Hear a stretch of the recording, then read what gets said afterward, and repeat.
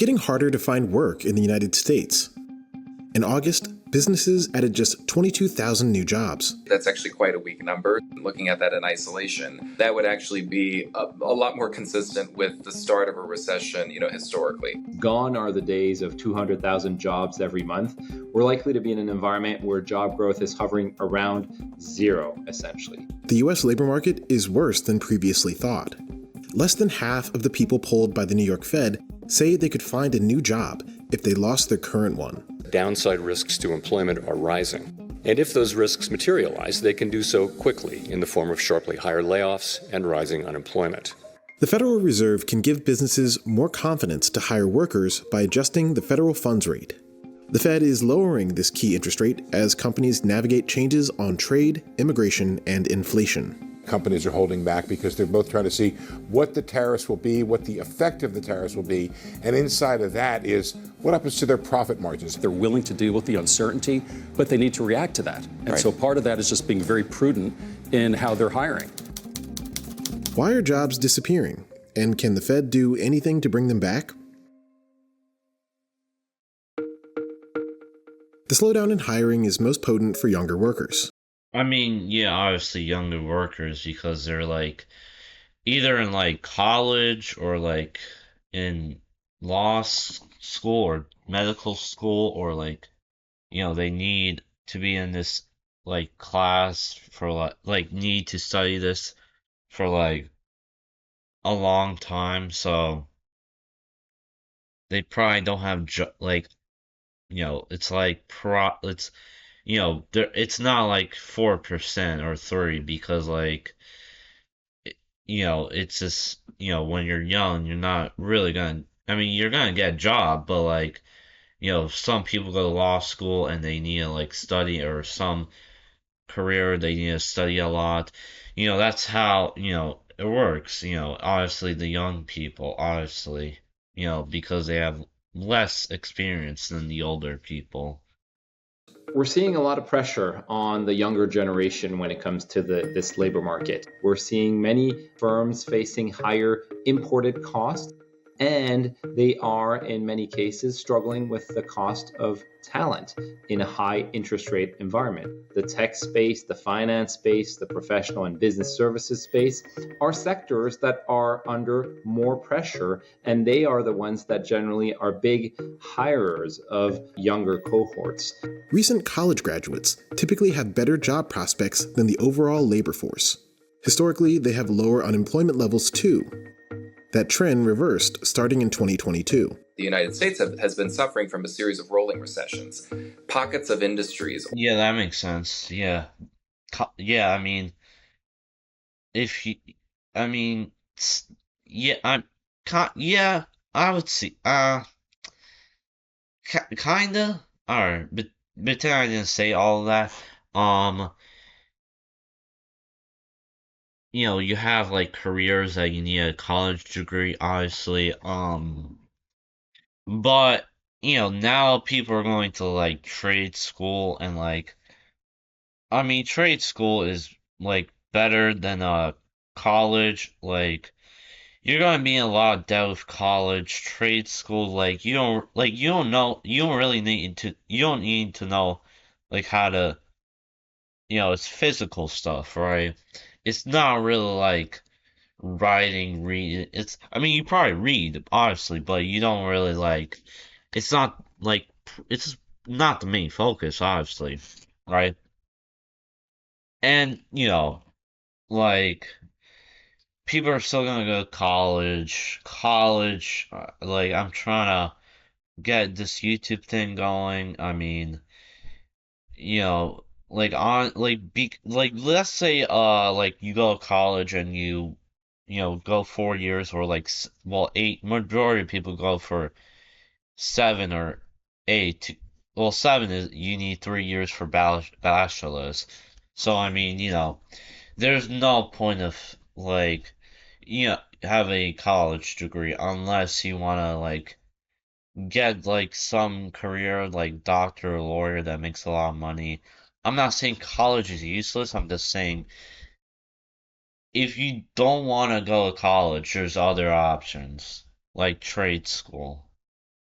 because trade school, I mean, it's honestly better, but I want to do this YouTube thing. I mean, like that's how, the majority of people are gonna go to college, and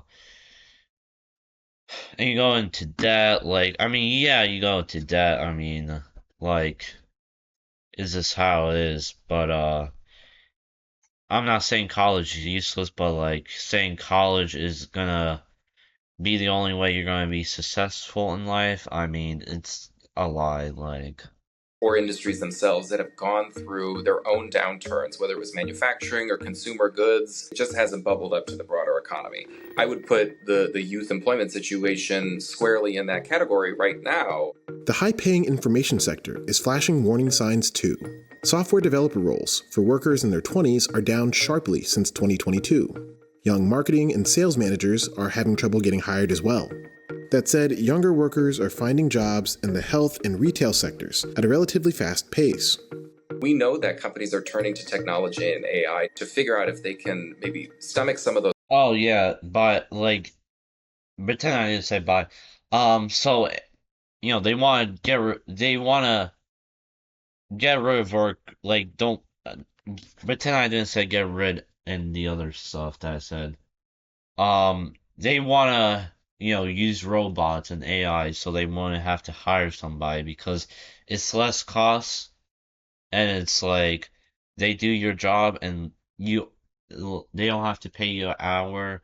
They're not gonna pay a robot for like an hour of doing work or 8 hours doing work.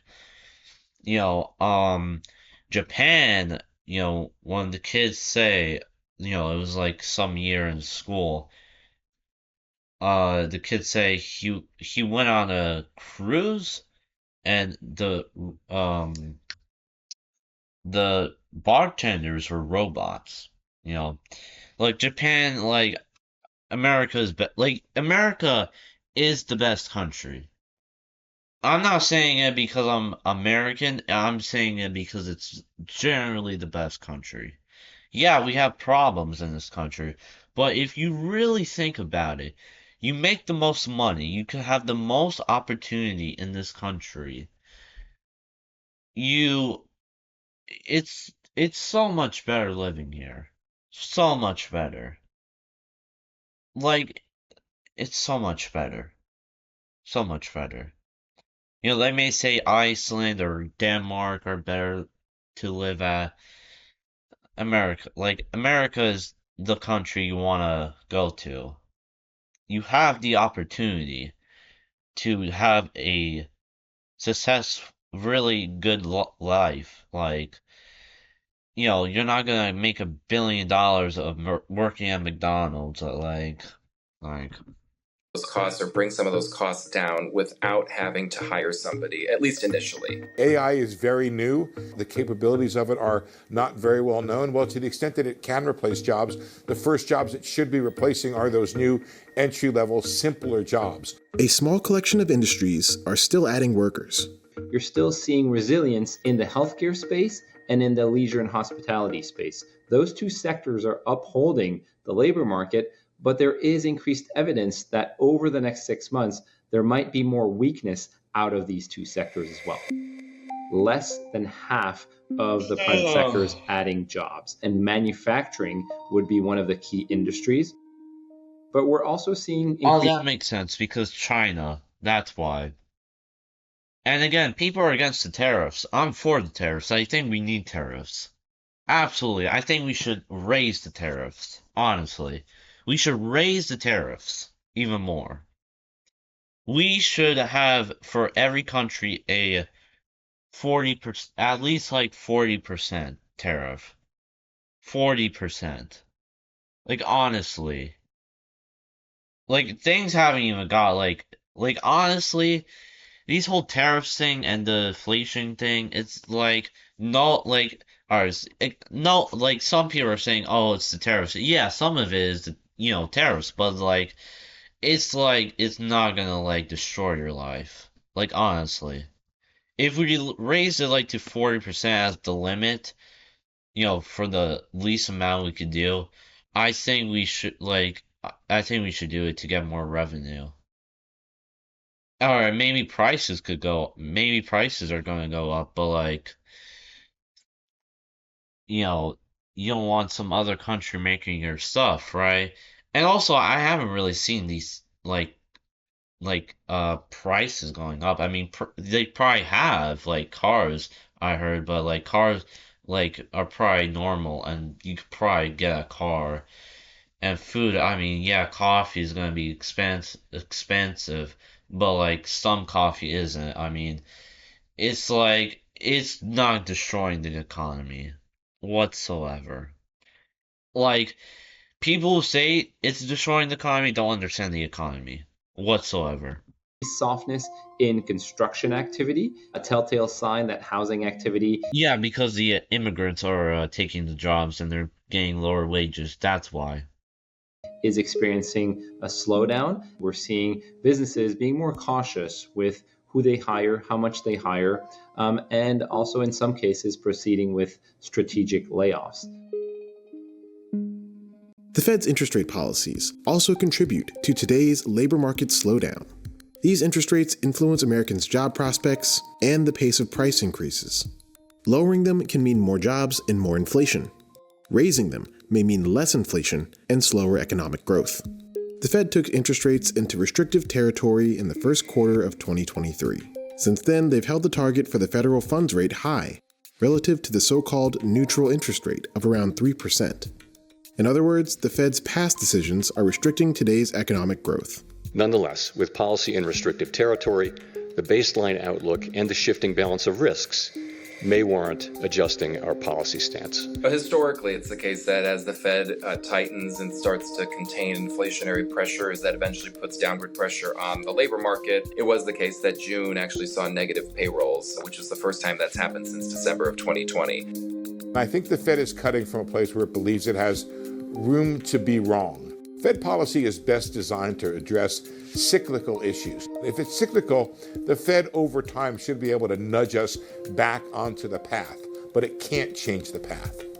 Businesses that see lower interest rates could be motivated to hire more workers. A lot of it boils down to confidence. If I'm going to be facing relatively less restrictive interest rate policy, I can plan for that in the future and say, well, my burden here on the debt side is going to go down a little bit, but my business is still relatively strong. I can take that extra risk and make that investment in an individual or in some kind of technology.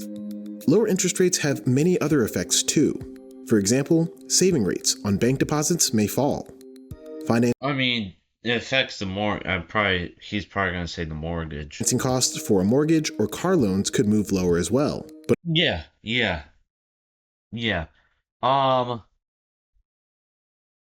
Look, the interest rates, I mean, like, I think, like, they should lower it, like, honestly. Like, I mean, that's probably why this whole, job market is not really doing that well, because the interest rate is, like, it's doing a horrible job. The Fed is, like, pretend I didn't say is like it makes like it's alright. Pretend I didn't make that sound. Like pretend I didn't say that. Like it's very like not smart. Like the Fed is like they print money and it causes hyperinflation. That's basically the Fed. And like other stuff, but that's basically what the Fed is really known for. If you really like, I mean, everybody knows that. only if Treasury bond yields follow the Fed. Long-term rates are incorporating a wider array of factors, which include a large budget deficit, which include trade policy uncertainty and tariffs, which include higher inflation. And as a result, they're not moving as low as the Fed funds rate is likely to move over the course of the next year. It's a highly political situation. It's totally rigged. Smart people know it. The slow pace of hiring is political trouble for the president. Experts say his policies could be contributing. Manufacturing or construction or trade and transportation, those industries have been under the most pressure with hiring. Facts of like that definitely point to the policy environment, having a pretty serious and direct impact on labor. So it's not as much a monetary policy issue, but you could also argue that some monetary policy, easing and accommodation, could help at the margin for sure. Then there's immigration. Reduced immigration. I mean, yeah, immigration, but like that's a good reason. Like, that is like, one of those reasons that it's like, all right, you're obviously gonna lose jobs, but like, you have to get rid of the illegal immigrants, like. Is curbing labor supply and reducing the so-called break-even rate, the rate at which the unemployment rate starts to increase. You could think that over time, domestic unemployed or native-born unemployed people could take the jobs of immigrants. Some of these jobs that are taken by immigrants are jobs that historically employers have found are not ones that are taken by native-born people. As the labor market deteriorates, prices are still increasing at a faster pace than the Fed's target rate. That makes an interest rate cut somewhat risky. Despite this, President Trump is pressuring the Fed to prop up the economy with lower interest rates. I really worry about the financial integrity of the Fed, much more than the financial integrity of the BLS. If we lose the institutional integrity of the Fed, we're going to step back in a major way in terms of good economic outcomes. And let's not forget, we're coming off of an environment where they should honestly lower the interest rate. There's no excuse of not lowering it. Like, they should do it. Like, inflation has been very high post-pandemic, and many people are still struggling to make ends meet.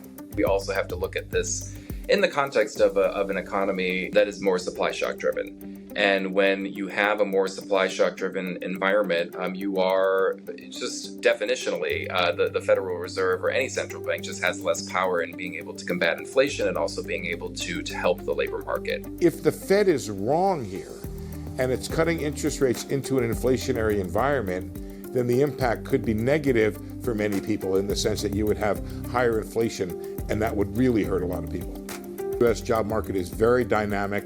The trouble right now is that tax policy, immigration policy, tariff policy are all in flux, and so it makes it very difficult for businesses to adjust. Once things settle down, if the government backs out and gets out of the way of the free market, U.S. companies should create the jobs for those who need them. I mean, those are the, companies are making the jobs, not the government. I mean, you could say, like, government employees, yeah, but like majority of the jobs are like companies or like,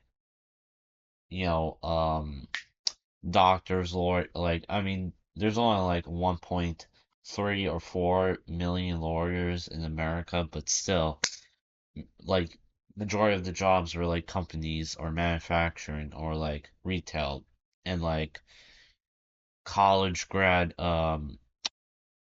jobs. I mean, that's just how it is. So, if you are not a born-again Christian, I suggest that you ask Jesus for forgiveness, grace, and mercy, that you repent of your sins, and that you surrender to him, that you surrender to Jesus, that you ask Jesus for forgiveness, and that you trust in him, have faith in him, grow your relationship with him, follow him, live holy. And if you do that, you go to heaven. If not, you're going to hell. And hell isn't a place you want to go to. But if you ask Jesus for forgiveness and give your life to Jesus and surrender to him and follow him and live right and live holy and trust in him and have faith in him, you're going to heaven. And buy and subscribe.